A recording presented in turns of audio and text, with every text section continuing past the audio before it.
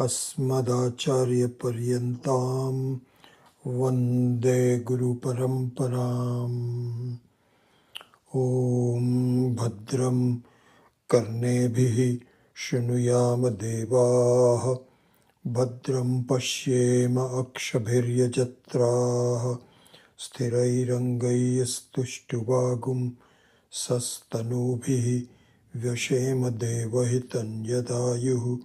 स्वस्ति न इन्द्रो वृद्धश्रवाः, स्वस्ति नः पूषा विश्ववेदाः, स्वस्ति नस्तार्क्ष्यो अरिष्टनेमिः, स्वस्ति no बृहस्पतिर्दधातु।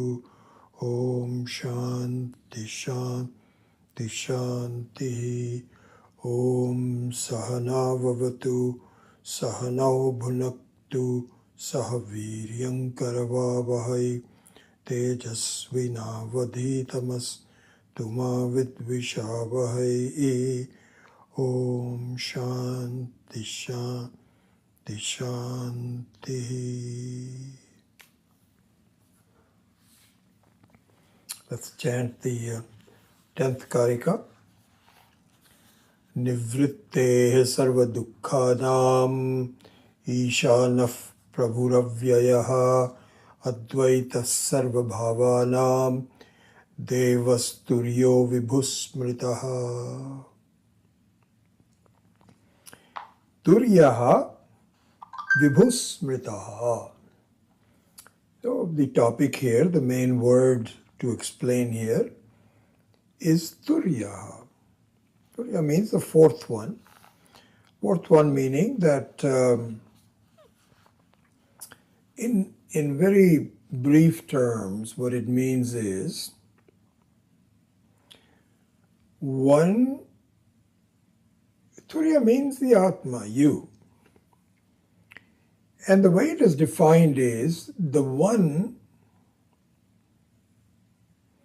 which is independent of any happenings, any transactions. And any happenings there are three kinds of happenings. There is the waking happening, there is the dream happening, and the sleep happening. So it's a happening. Something happens. And Turiya is the one which is independent of the happenings because it doesn't happen.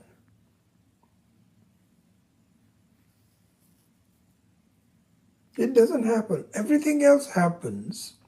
So this is a vastu. You are a vastu that doesn't happen, but without which nothing else happens. I think the essence of Mandukya Upanishads, the first 3 verses, 5 verses, then the Karika and the explanation, can all be summarized by this word Turiya, which means something which is you. Please see this. This is what it says. Please pay attention to something which by nature does not happen, but without which nothing else can happen. This is the definition of Turiya. I would say that my suggestion would be think along those lines. Keep that in front of you as you lead your life. I am something that, these are Swami Dayanandaji's words, that the Atma does not happen, but without which nothing else happens. This is Turiya. And I was thinking, when I really started reviewing Swami Akhandananda's works, obviously he revises a lot of detail that I have been studying with Swami Dayanandji and Swami Chinmayanandji all my life. All the various Upanishads, Bhagavad Gita, Brahma Sutra. It's my life has been. I've been just studying all of that. The Shastriya Jnanam. It's a lot of details. And Swami Akhandananda's teachings are with the same detail. It's the same vastu, same thing, no matter who teaches, whichever, it's the same sampradaya. So it was a good revision for me. Yes, this I know, this I know, this I know. But I think in reviewing this, I was just thinking about it the other day. What has really helped me the most in following Swami Akhandananda's works, which I've really enjoyed reviewing in the last few years as a revision of the details, is not just the revision of the details,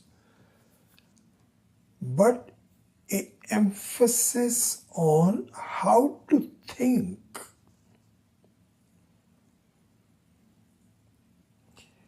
And I felt that my thinking in the way I put all the details together was not as focused as it should have been.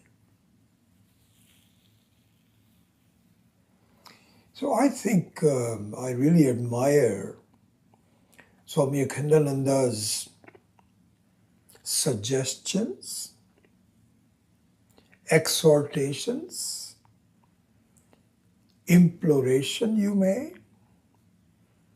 Even I would say sometimes he would be a little tough. All the time in focusing on how to think. What are the main ideas that you need to focus on? It was the more I review it, he taught me how to think. And it wasn't as though Swami Dayanandji didn't teach me, but maybe I wasn't ready to kind of focus on the important things about this that really I should have really focused on. I'll give you an example. And by the way, I would say this, the way I discovered the way to think, what are the key things to think? If you have been following some of my recent teachings and also the retreats that I had here in the Bay Area and one in Saylorsburg, I really went over some of the basic concepts more than the details, if you recall. And that's an example of how to think. So, one of the things that Swami Akhandananda emphasizes is you have to focus on Paramatma.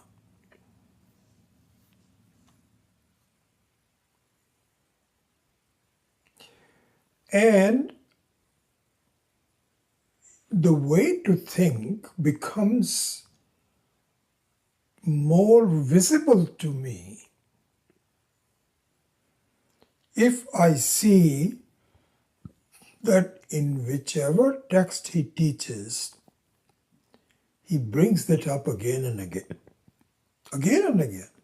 all over. So I remember when I started reviewing these works, I started noticing certain concepts that he was bringing up repeatedly. Finally, it sunk on me and saying, those are the things I should really be thinking about.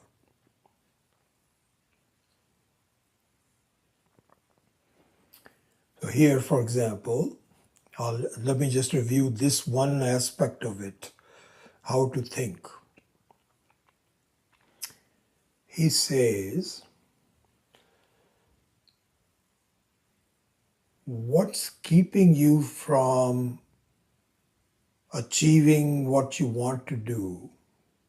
Even though he's talking to the students of Vedanta, he's not talking to general public who are not really ready to learn Vedanta. That's okay, that's a separate thing. He's only his audience here in all of his discourses, in writing his books and so on, is for people like you and I who are already students of Vedanta. And he addresses them and saying, if you are wondering, why is it that I am not getting the message and really becoming free from problems? If you're wondering that, then consider this.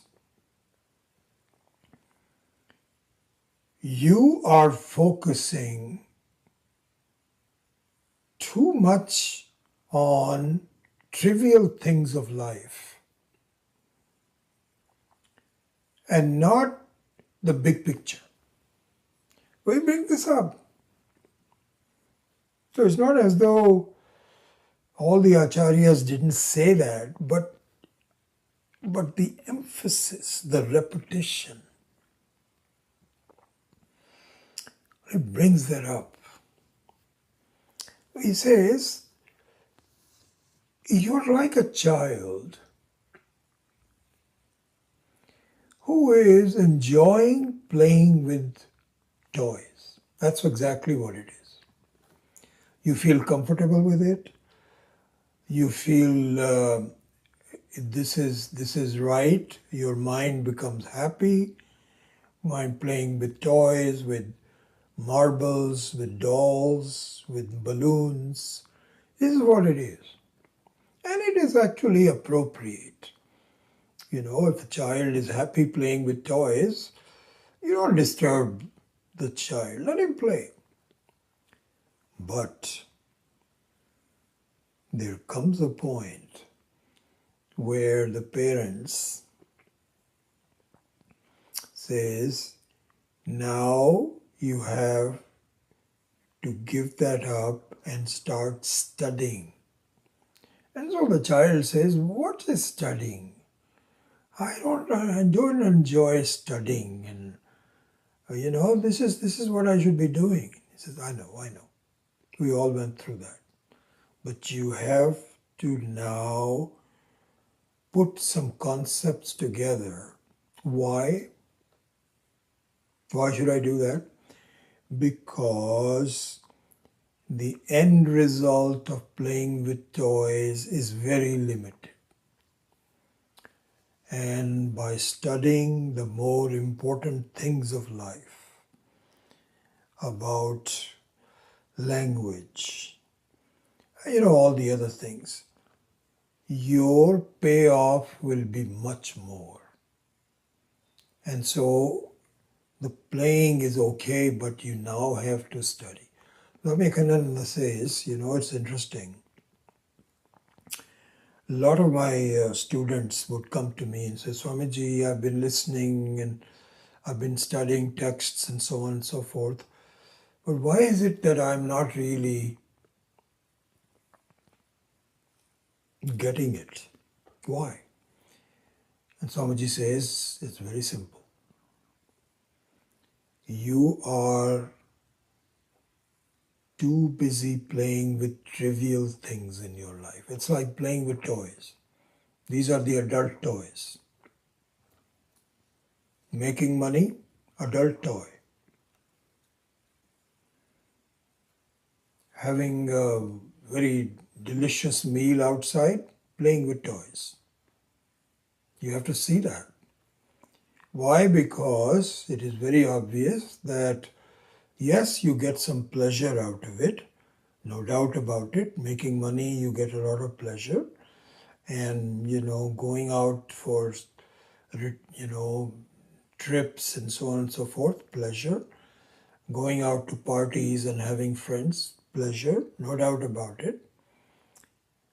But there is something much deeper.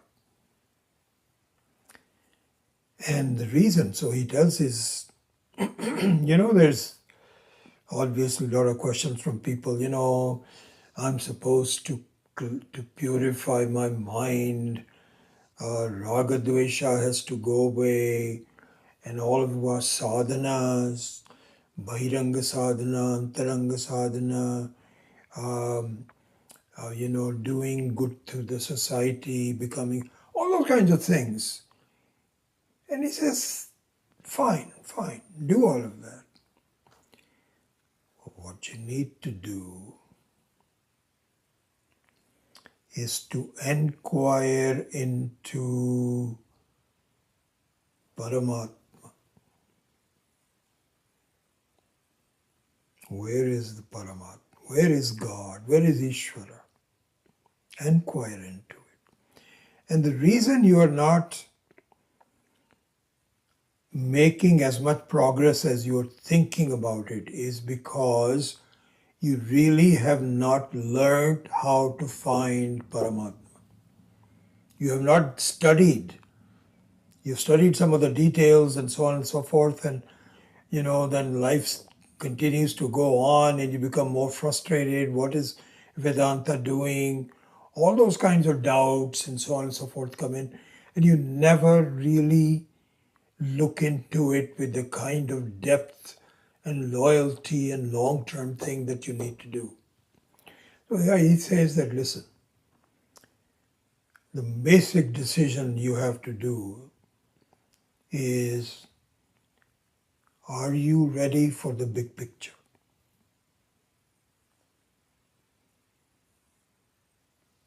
And if you are not ready, be ready. Get yourself ready, because the inquiry into the big picture is really the main goal of life.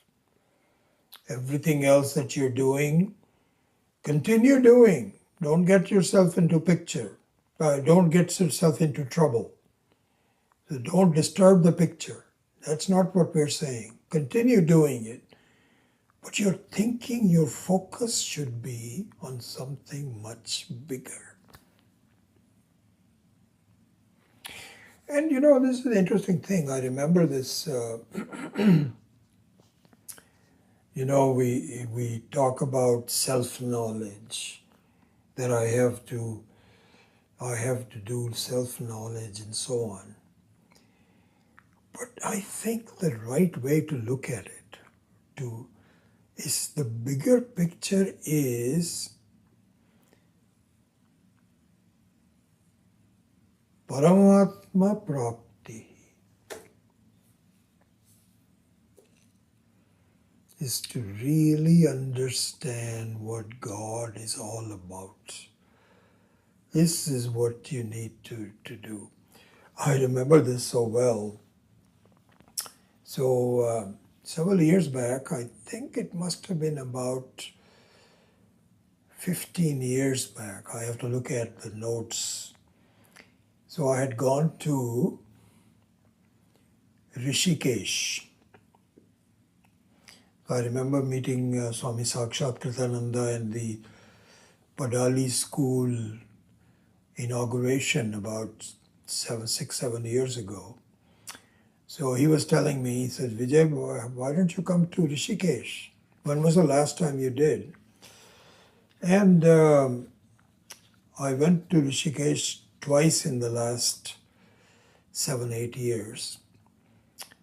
One time was on the Mahasamadhi of Swami Dayanandji, where I just flew in at the very last minute, and I made all the rituals of his body being lowered and so on. So that was the last time. That was in 2015 when he passed away. But before that, I had gone to Rishikesh for the Kumbhabhishekam of the temple. You know, in the Indian mythology, in the Vedic mythology, the temple has to be renovated formally in every 12 years. And this last time it was done about 3 years ago, which I didn't go for. But the one before that, 12 years, was where I had gone. Very enjoyable, what a lovely 3-4 days. We had all of the major, Swami Dayanand Ji could not make it because he was not well. So he spoke to us by his diabetes had started to really bother him and he couldn't travel very much. But Swami Viditatmananda was there, Swami Paramarthananda was there, Swami Omkarananda, who himself has given up his body, and our Varalakshmi ji has been studying with him in Tamil. He's a Tamil scholar, and he was a student of Swami Paramarthananda. So he was supervising all of the Vedic rituals. It's a very elaborate Vedic ritual. I'm just making one point, but I'm just giving you some background to this. And very good meeting with Swami Paramarthananda, Swami Viditatmananda ji. So many other Mahatmas and Swamis were all there. Swami Tattvavidananda ji was not there. But almost everybody that we know were all there. Very enjoyable. We had a talk given by a visiting Mahatma from Kailasha Ashram. Kailasha Ashram is a very important ashram in Rishikesh, which has been a very center of study for a number of years. And also many of the Mahatmas actually studied there. Swami Dayanand Ji also spent a lot of time studying. Shivanand Ji, so on. It's very close to our ashram.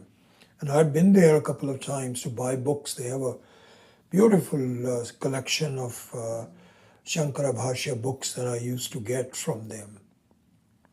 I have a whole collection of books on all of the Bhashyas, Upanishads, everything, all from Kailash Ashram. I should come and show it to you someday. Anyway, their main acharyas, I'm sorry I don't remember his name, had come for a discourse. And of course, sitting in the audience were all of our Mahatmas.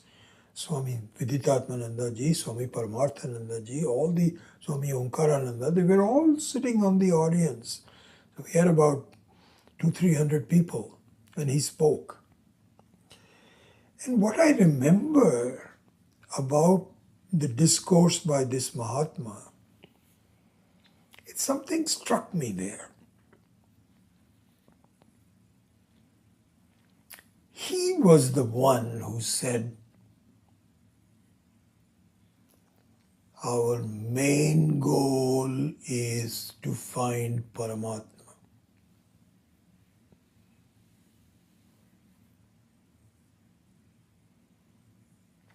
And I'm sure that if I go back to my notes from Swami Chinmananji and Swami Dayanandji, it's not as though they don't know this.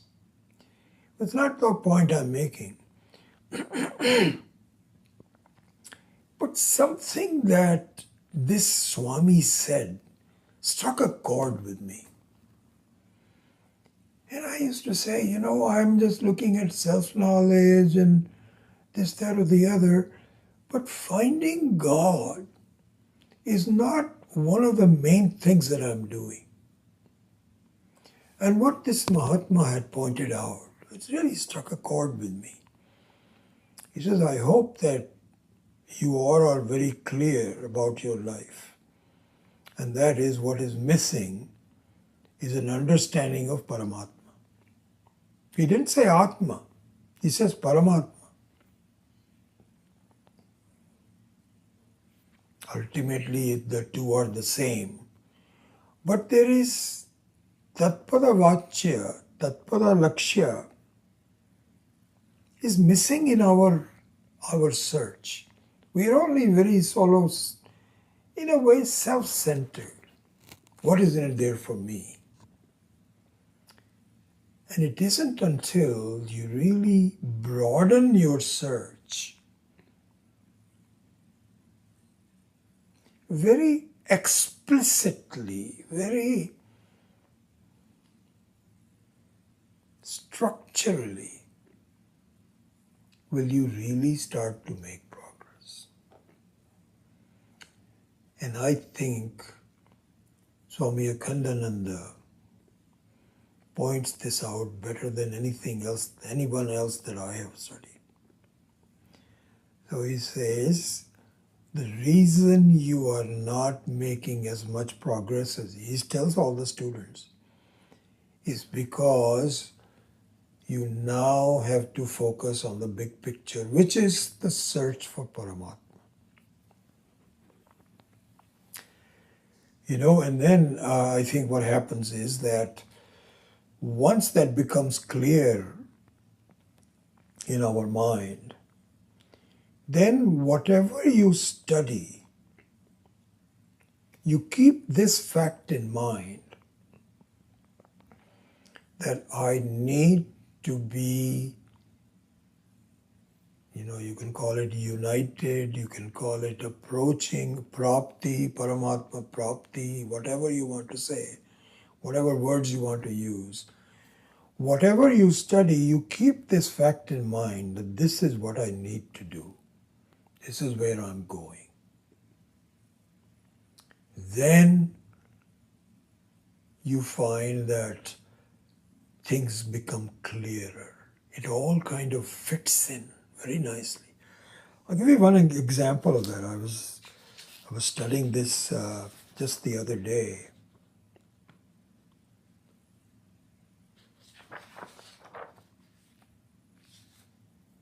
Oh yeah, here it is. So, in other words, another thing of this is, as you know, the sadhana chatushtaya, viveka, vairagya, shamadhi shatka sampatti, and mumukshutvam. These are the 4 sadhanas.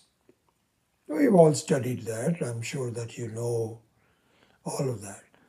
So this finding Paramatma is what is called mumukshutva.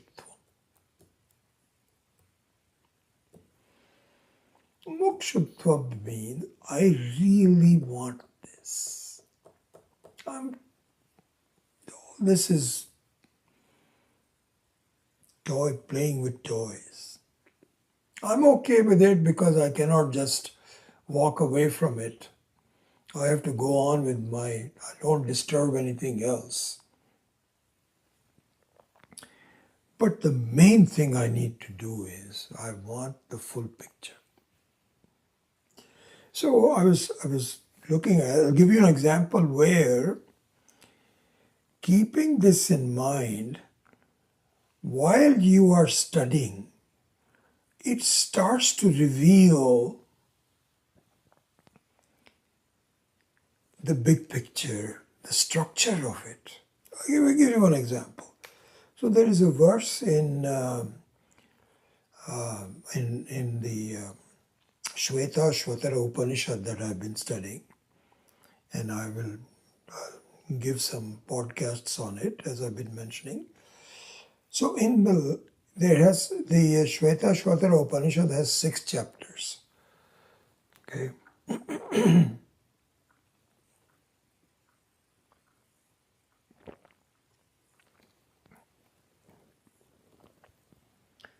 And the last chapter, 6th chapter, is either a revision of the whole thing. But more important than that, Swami Akhandananda gives it a title which says Paramatma Prapti Sadhana. Again, he brings up the same thing. All over, but again in the summary. So that is the main title of this chapter. In that chapter, it's verse number, I forget the verse number, maybe 5, 4 or 5. There is, and I won't read the whole thing because that's just be too detailed. It mentions about the fact that as you start to inquire into Paramatma, you begin to be sensitive to 8 gunas of the Paramatma. Gunas. Gunas means qualities. So he says, Atma Gunaihi Sukshmaihi. These are the words that are used in the mantra. Atma Gunaihi Sukshmaihi. All these are very important words. So for example, Atma, the gunas of the Atma. So now we say that I thought the Atma was Nirgunaha, Nirakaraha, Nirvikaraha. How can you say it has gunas? Then the word Sukshmai is given, which says that all the gunas actually emanate from the Atma and dissolve in it. So by itself it does not have gunas.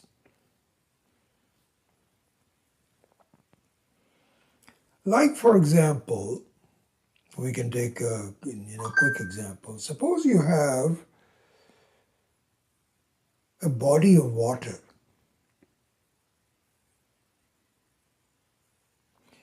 And the body of water by itself, imagine for the purpose of our examples that it is an infinite body of water. Like you see examples of the ocean. If you are near the ocean, if you're in the middle of the ocean, you find that it's all over. You cannot find its depth. You cannot find its limitations. On the horizon there is water. There is water everywhere. So this is what is called, in that sense, it is not completely accurate, but in that sense, called Ananta. So in that body of water, if there is a wave that comes up, and the wave is limited, and the wave has certain gunas. And the guna, for example, what is the wave? What is the guna of the wave? That has a certain beautiful shape. It has some foaminess. Foam can be part of it. And it dances, comes up, and then dissolves. So this is the guna of the wave. Where does the guna of the wave come from? From the water. Is the guna of the wave apparent in the water? No. Water by itself is not dancing, but it is capable of creating a wave which is dancing. So similarly, here the Atma Guna, which I will now recite, there are 8 gunas, very beautiful 8 gunas. They belong to the Atma. But where will you find them? Because I don't find them. Sukshmai. Sukshmai means they are subtle. They are embedded in it. You don't see it, but that's where it comes from. There is no other origin of the gunas. So this is what is called Atma Guna. So Swamiji says, Swami Kanananda says that until you inquire into the gunas of Paramatma here, the gunas of Ishvara, of Paramatma, of God, that is the direction you need to go to.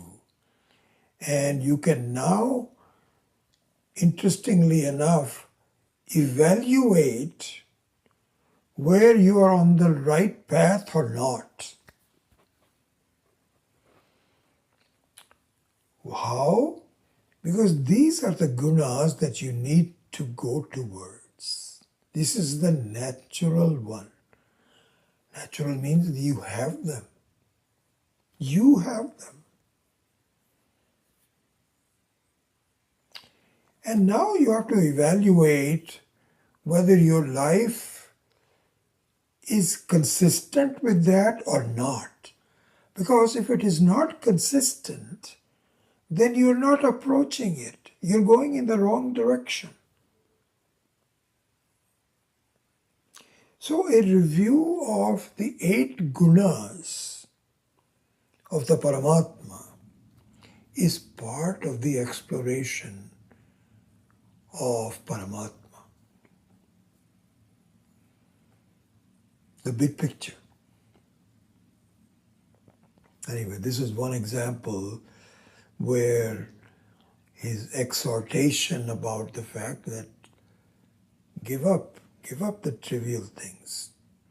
If you want to keep your whole life playing with trivial things, do it. It's okay, it's up to your choice. You've been doing it all in the various lives. But if you really want the big picture, then start to inquire into Paramatma, which is nothing but you alone. And in that sense, the exploration of the 8 gunas become relevant. So let's just go into what so Swamiji says. I didn't know this also. 8 gunas of Paramatma. I'd seen bits and pieces of it, but at one place is wonderful. Okay, so he says, and by the way, he mentions one thing. He says that if you want to imagine these gunas in a human being, think of a mother that has children. That is the example that we should keep in mind, as we will see. Think of, because really speaking, this is what the Vedic knowledge says, that the closest thing to Ishvara in the manifestation of Ishvara is a mother. Her attitude, her love, her character is closest to Ishvara. Fallibility also, so we can delete that, but just that. So for example, now let's go through the 8 gunas. First of them is in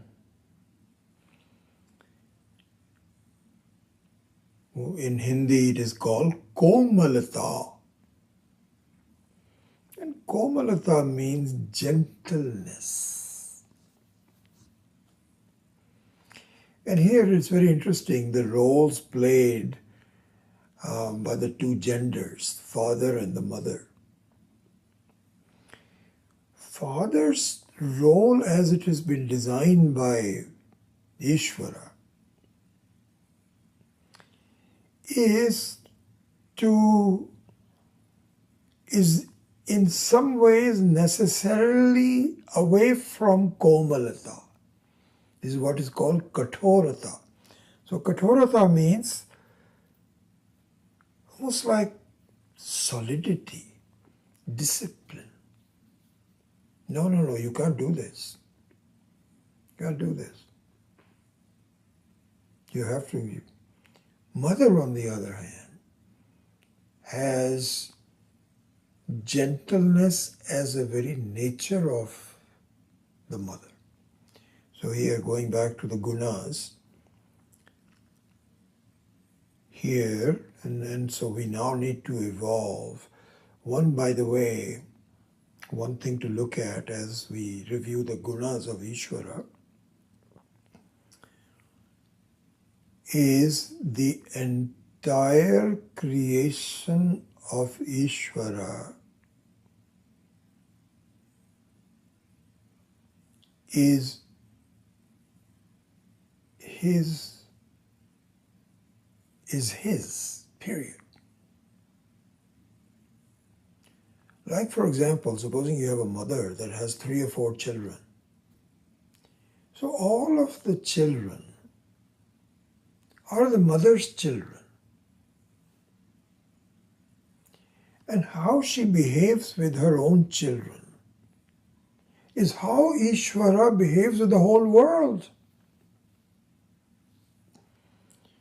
Because there is nothing, from Ishvara's point, there is no one away from me. That's not mine, as we do. That's not my job. That's not my children. Why should I take care of them? Ishvara doesn't have that. So the whole thing is nothing but Ishvara's. And what Mandukya Upanishad points out is, please see that when you dream, the entire dream is your creation. You are the Ishvara of the dream. In the dream you take sides. You say, this is me, and I don't like such people. Why are they doing this to me? Don't like them at all. So you begin to take sides in you, but it is all you. You are the one that created the other people as well. So the Mandukya Upanishad says, wait, look at it. Because our thinking is that, okay, the whole world is Ishvara's creation. Let him take care of it. Why should I?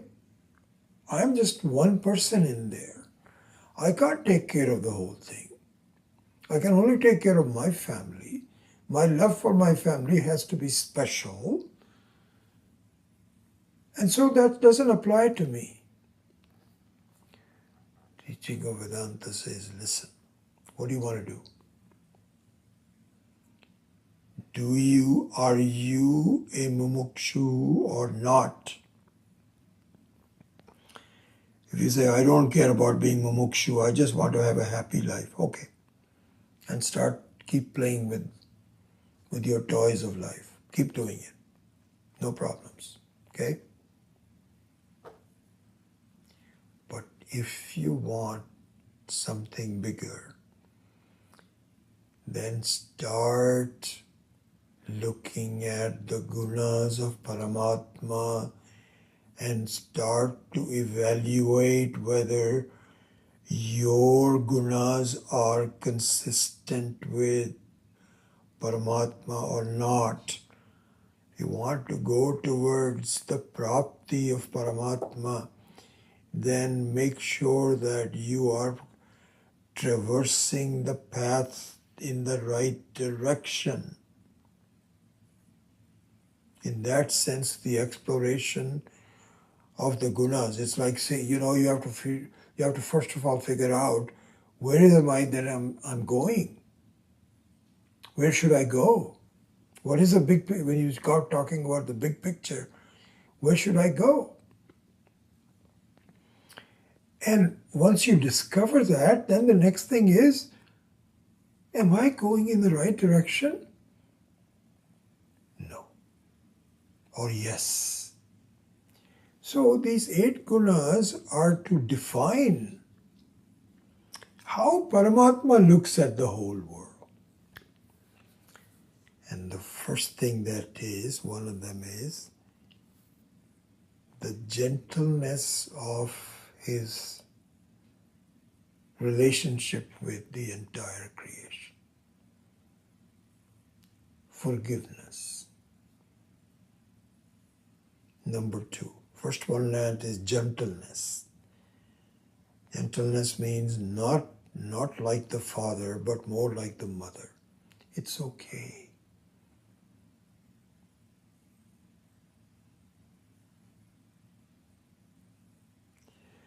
So, for example, Swami Dayanandji also gave this, all these Swamis gave the same beautiful example. He says, suppose you are eating or you're quickly talking, and in the process, your teeth bite your own tongue. Now that happens from time to time. What do? Do you take a hammer and break your own teeth? No. So the example of the gentleness is, hey, be more, what you do is to say, be more careful. That is gentleness. To break the teeth is not gentleness. Even though it transgressed, but you have a certain feeling of saying, okay, but be more careful. This is the right attitude. So the first guna is and gentleness towards yourself and others. I remember Swami Chinmayananji used to emphasize this. He says, sometimes, I remember his words so beautifully. He says, sometimes you teach others, but please remember that in teaching others, you're also addressing your own mind, your own self. You have to be consistent. So the feeling of tolerance and gentleness, of course, should be for others, but even to yourself. Forgive yourself. If something happened, it happened. It's okay. You made a mistake. Let go of it. This is the first guna. Okay. The second one is really just a variation of the gentleness, is the forgiveness of transgression. It's okay. It's all right. Please try not to do this again. Number 2. The third one is purity. Purity means,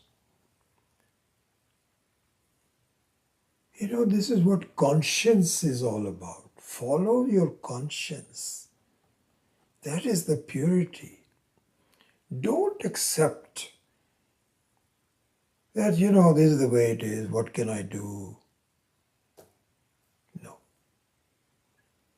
Keep a goal of this is the right thing to do.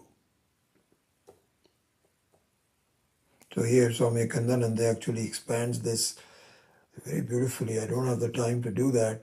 So he says, this is what is called amaya. Amaya means Maya of course has different meanings. One of the meanings is untruth. Untruth is also called Maya. And so the purity is not tolerating that within yourself. You can behave with others in a certain way, but from your standpoint, you need to have complete purity of thought, of action, of attitudes. So that's number 3. Number 4 is Mangala Bhava. And so here it just means cheerfulness.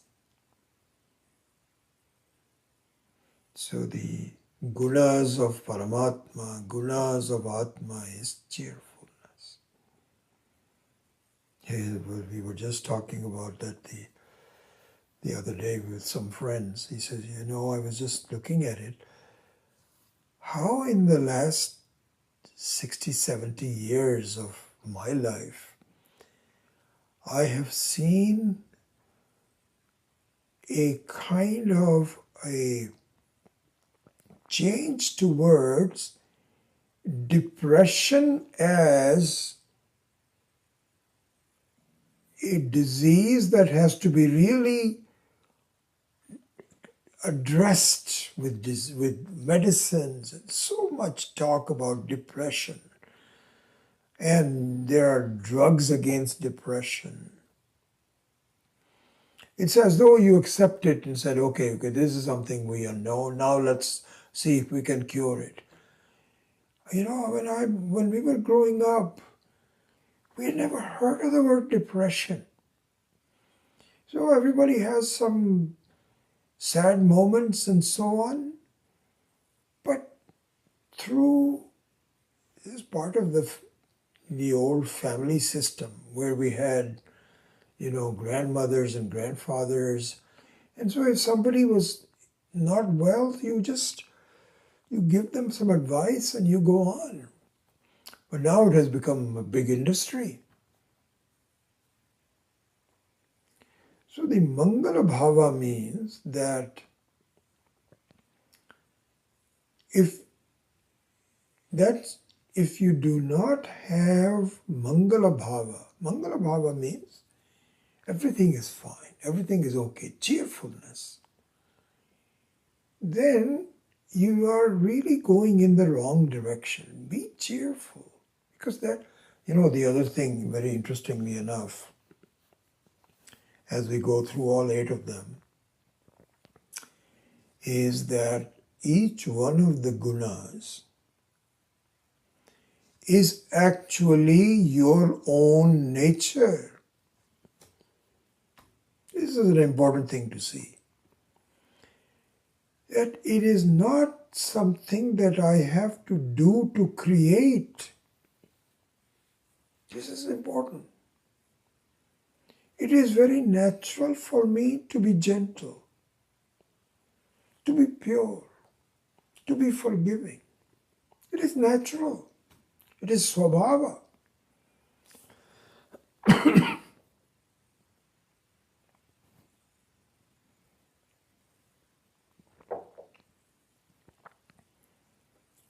So in some ways, this is be yourself.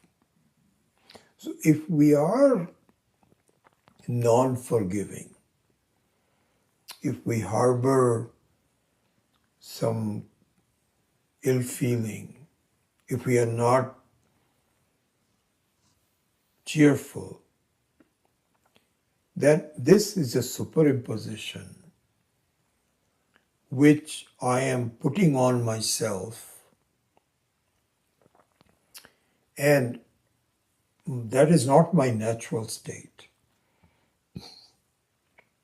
I don't have to create anything. It's not as though I have to strive.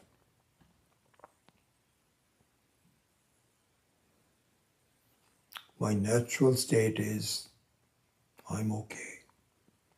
And so if I feel that I'm not okay, I should view that as a superimposition on me.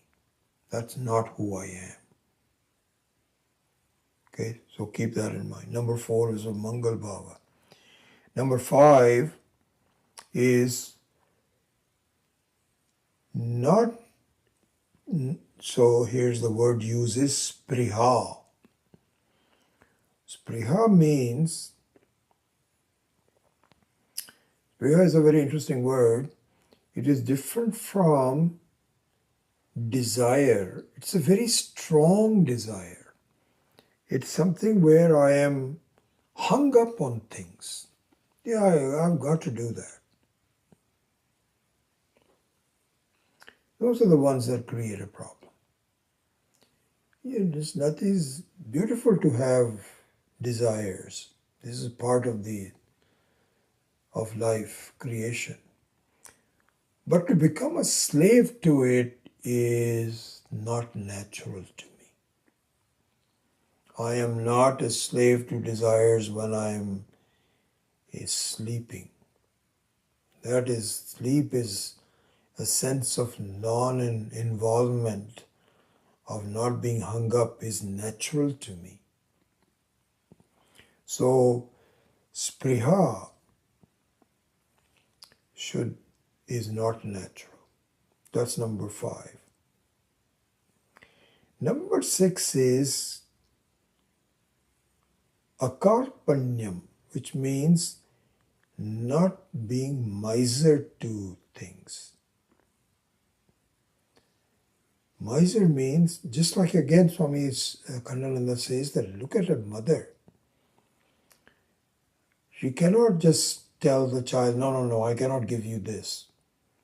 Because she loves the child and says, okay, but enjoy this, even if it is a dessert or a food or something. She never is shy of giving them enough.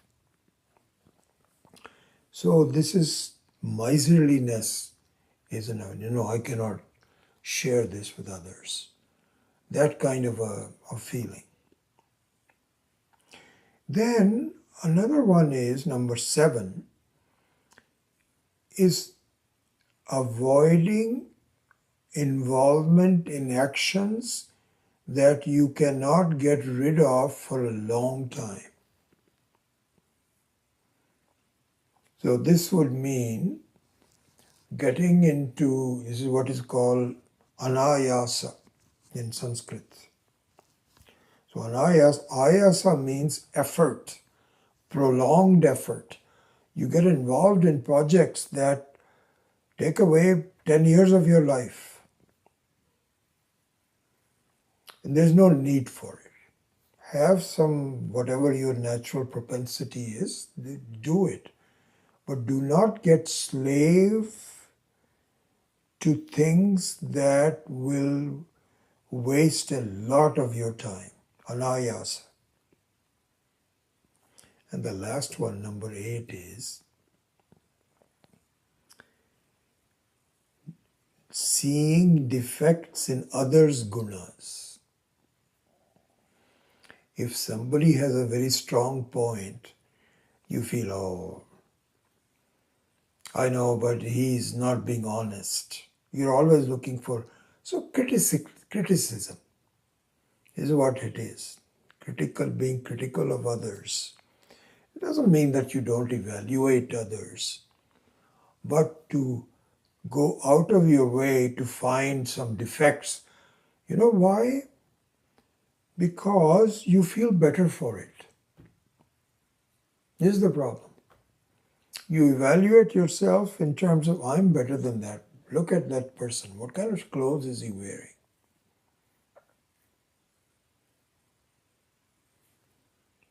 So not be critical of others. Anyway, these are the 8 gunas.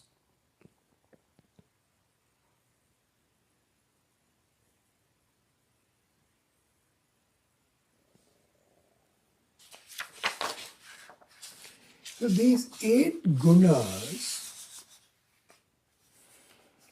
belong to whom?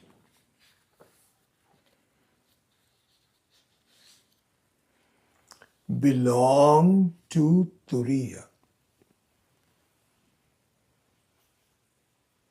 nirgunaha, where the gunas do emanate from the turiya, but not the swabhava of turiya. Because the turiya, which is you, which is the real you, is, as we had talked about, is a siddhavastu. It is not a sadhyavastu. It is not that something, it already is, it doesn't happen.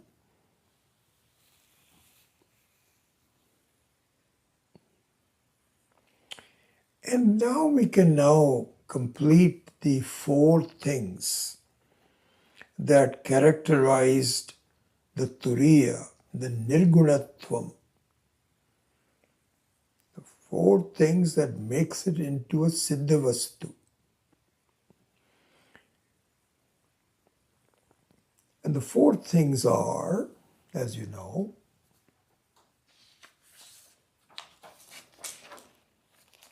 let's revise them, let's make sure that we understand that.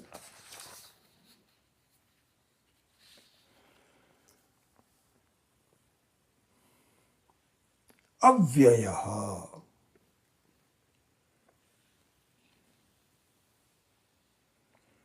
Avyayaha. It means one that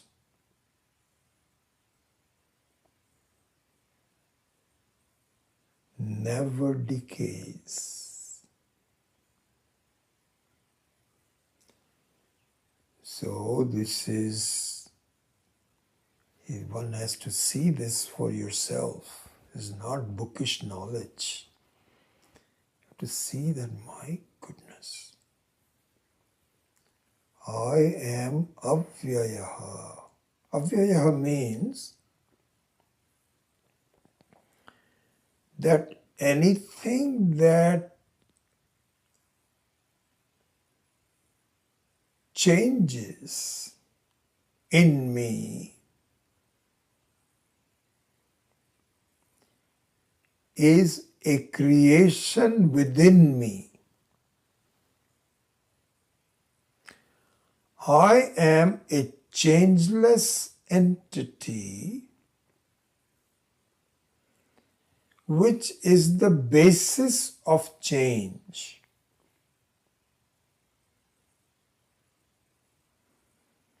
And very interestingly enough, I was saying that before, change does not happen without me.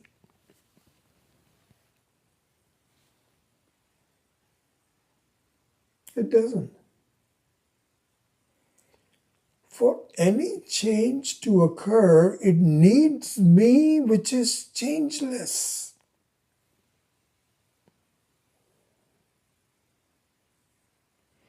Just view it from your standpoint. Don't worry about the rest of the world. This is the difference between Ishvara and Jiva. Because what happens is we say, changes are happening without me. No. Nothing is happening without you. If you look at how can we say that? So you look at your entire picture, which is a 24-hour period. Okay. Let's start with the easy part. Does anything in your dream happens without you? No. Does anything in the deep sleep occur without you? No.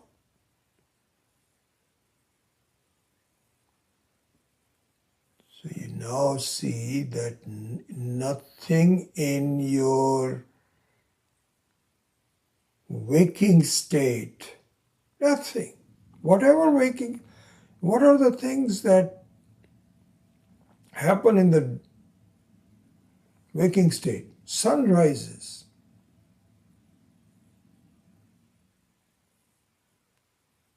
Moon rises. There are problems, political problems, ICE, immigration. No matter what happens, is that without you?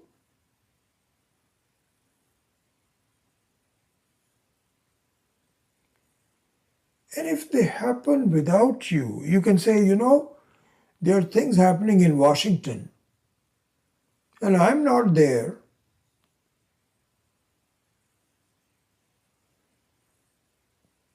Okay?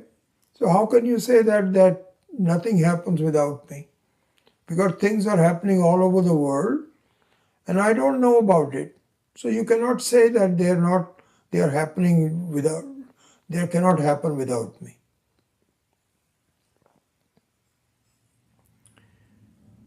Please see that the mistake we make is when we say without me, you also define yourself as a limited person with a body, with thoughts, sense organs.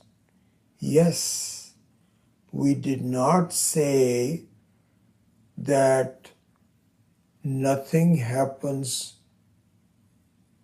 outside of you as a jiva. We didn't say that. But if you look at, if your point of reference is the turiya, then anything that happens must involve you.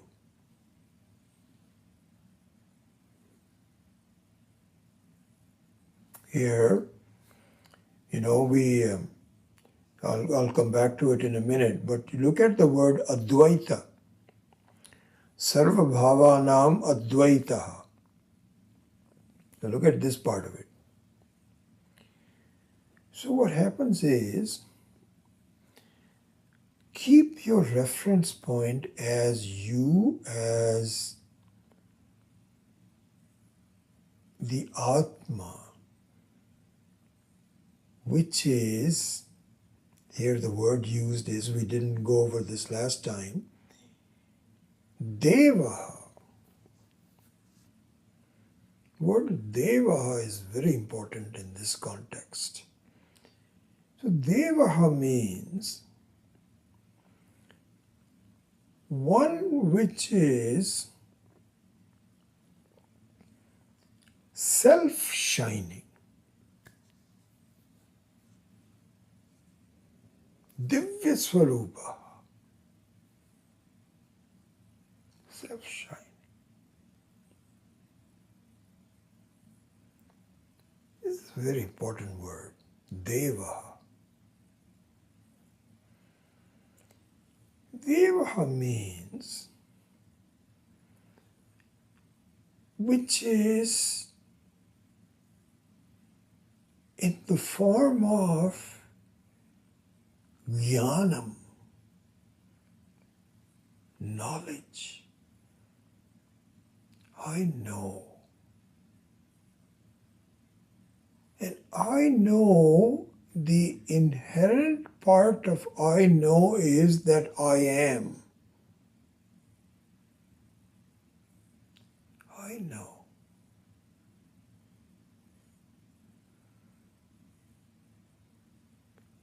And this Devaha is Satswarupaha, Chitswarupaha, Anantaha. Can you ever disappear? Think about this. This is just absolutely an amazing thing. The only thing in the whole creation that cannot disappear. Avyayaha is you. The Jnana Swarupaha, Devaha.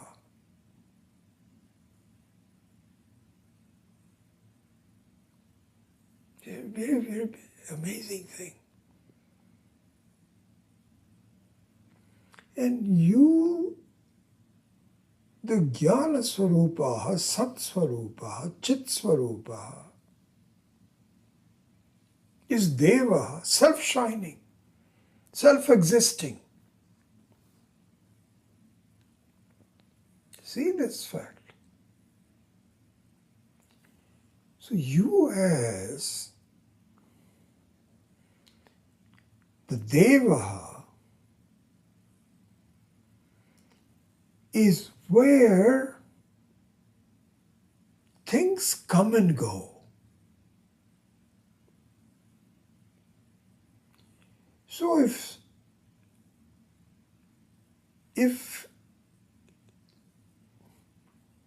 so going back to the example of things happening in Washington, D.C., that you said you are not, that's outside of you.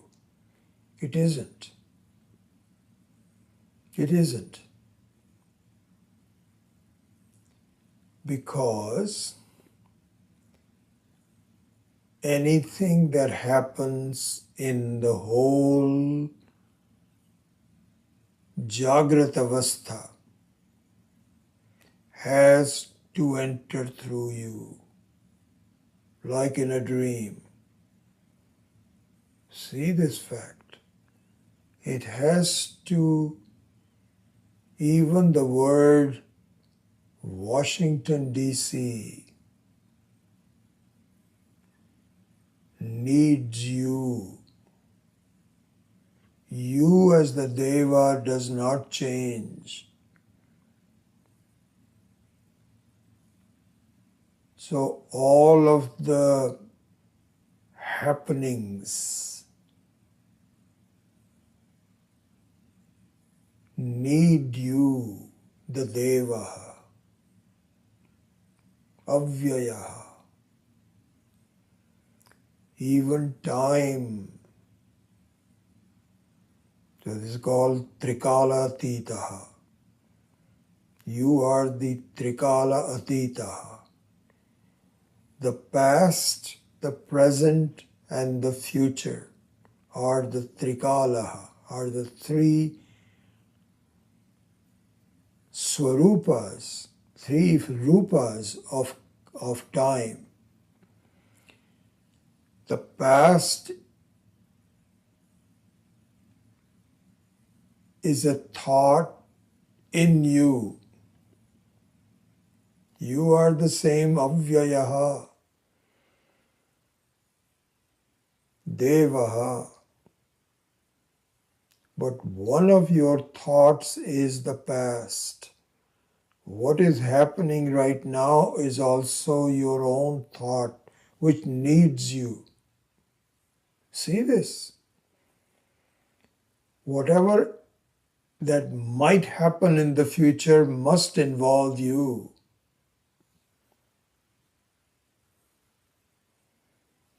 You are not ever going to disappear. Never. And if you think you're going to disappear, it is only because you're making a mistake that you are only this person. We're not talking about this person. This person, which is Vishwa, is also a person within your own Devaha. See this? There's only one Devaha, which is Paramatma. That's you.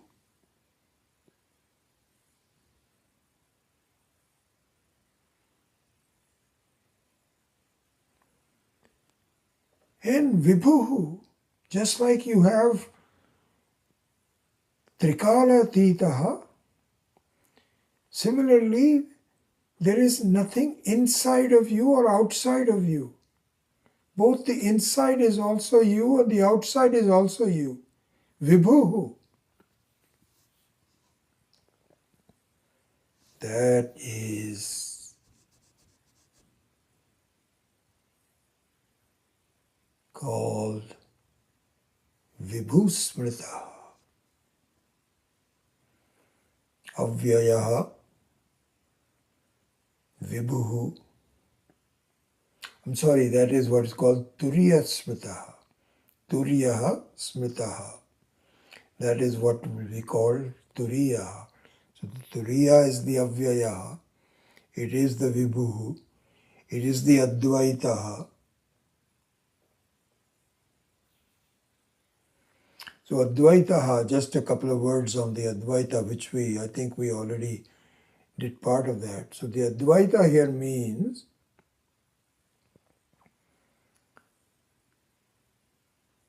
there is no other Sat Swarupa, Chit Swarupa other than you. No.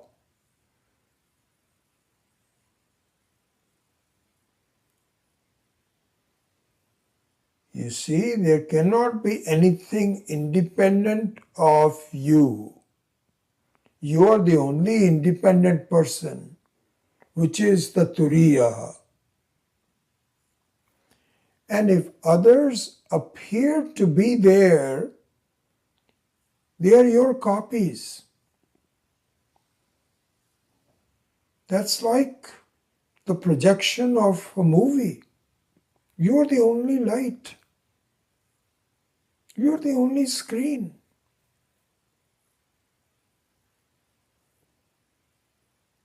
This is the Siddhavastu that we talked about.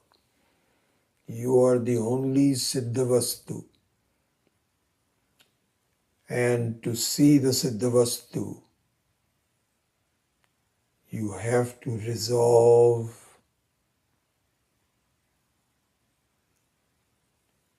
to appreciate its glory, its mahima. You are okay the way you are. You don't need anything else. And any kind of a departure from that is going in the wrong direction. Your Swarupa is you are the gentle, forgiving, all the 8 gunas. That is you. That is the Paramatma.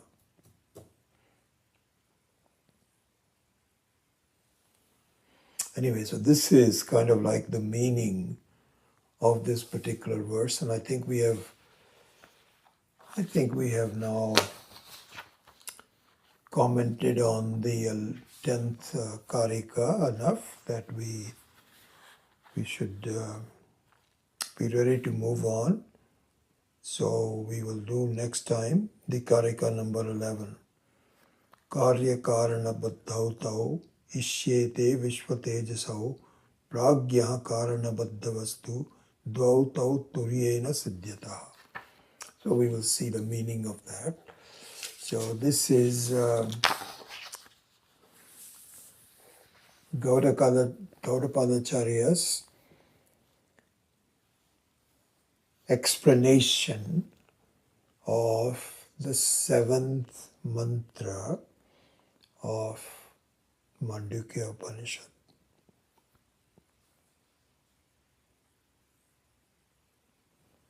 So we'll pause at that. Om Asatoma Satkamaya Tamasoma Jyotirgamaya Mrityorma Amritam Gamaya Om Purnamadav Purnamidam Purnat Purnamudachyate Purnasya Purnamadaya Purnameva Vashishyate Om Shanti Shanti Shanti Harihi Om Shri Gurubhyo Namaha Harihi Om.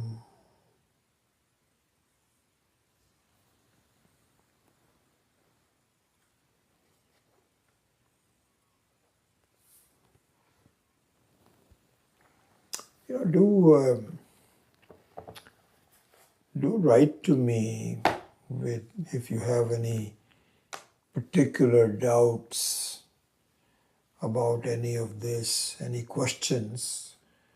Um, again, I think that if we were just sitting face to face, that we could discuss that. But failing that, please don't ignore. If you have some doubts, thinking, why is he saying that? How is he saying this? Do write to me, and I'll be happy to have a dialogue with you to remove, hopefully, address your doubts. So please do that.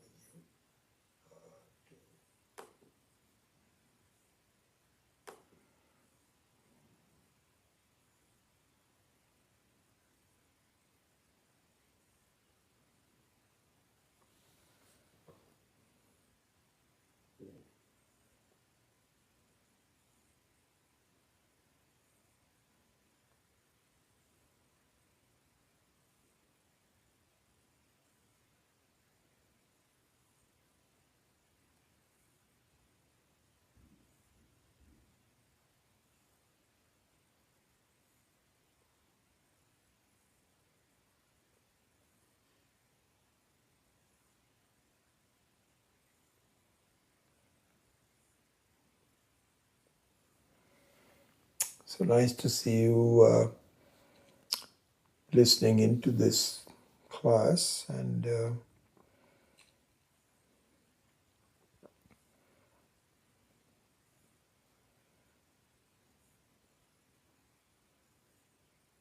hope to see you again. I don't see any questions, so I'll take your leave. Hari Om.